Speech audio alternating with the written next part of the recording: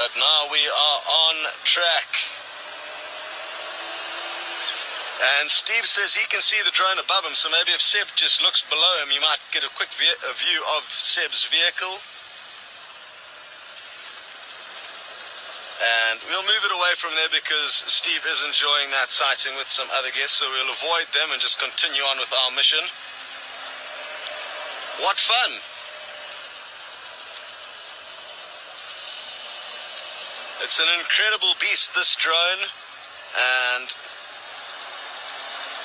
what a cool way to show you guys what it looks like from above as we drive through this quite thick vegetation. You'll notice there's lots of small trees dotted through this area of the reserve, and it gives you a good idea of how big the blocks are.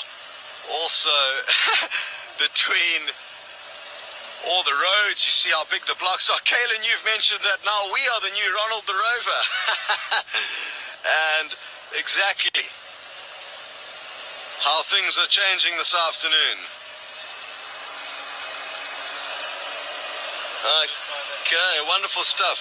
Well, let's try one last quick shot of us driving towards the drone, and then we are going to send you back towards that interesting sighting with Steve and the first confirmed sighting of that little cub eating meat. And it's getting off to a good start with some bacon. I'm fairly certain it would have been possibly snacking on the carcasses that Thandi was taking back to the kill earlier on. Very good. We're going to send you back. We don't want you to miss out on any action across there with the cub, so off you go. And it does indeed look like pork is on the menu. And Thandi is busy eating the leg there. And as the cub started coming closer, she actually turned her head on it and was growling at the cub. Typical sort of behavior of a solitary animal. Not used to sharing its meat, so she's going to have to learn to share meat with the cub, who doesn't really need it at the moment. She's getting all the milk she needs from Mum. But she's still very interested in what Mum's doing, and she's going to go investigate. But I think the look Mum gave her before indicated, this is mine, not yours. I'm hungry. But she's going to come. Let's see what she does.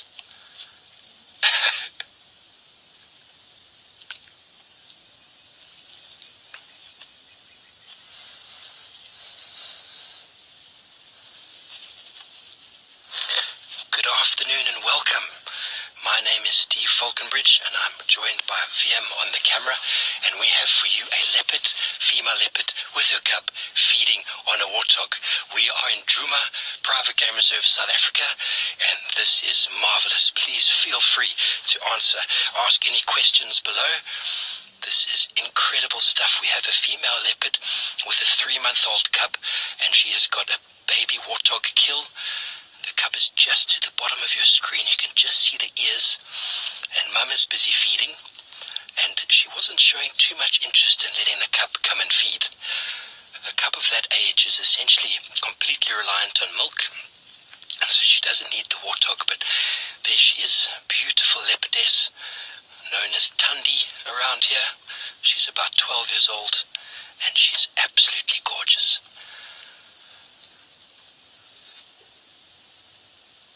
Here is the face of the warthog. It has been dead for some time, we think. Laura, welcome. Hi, you've never seen a wild leopard. Have you ever seen one of those? That is a baby. Look at him. I mean her. It is a little girl. That was a fantastic look she gave you there, Laura. She was saying, well, now I see you. Mandy, this is extremely cool. It is about as cool as it gets in the African bush. This leopard cub, as I said, is only about 3 months old, and we are seeing her on a regular basis now, and she is full of beans. She's running around, she is climbing, she is biting everything she can see. And Mum has been keeping her here in a little termite mound, which is kind of just about where she is now. This tree is growing out of that termite mound. And there we go, eating the leaf, getting very exploratory. Look at that face, isn't that a picture? Now, please understand, folks, these are completely wild leopards. They are not tame.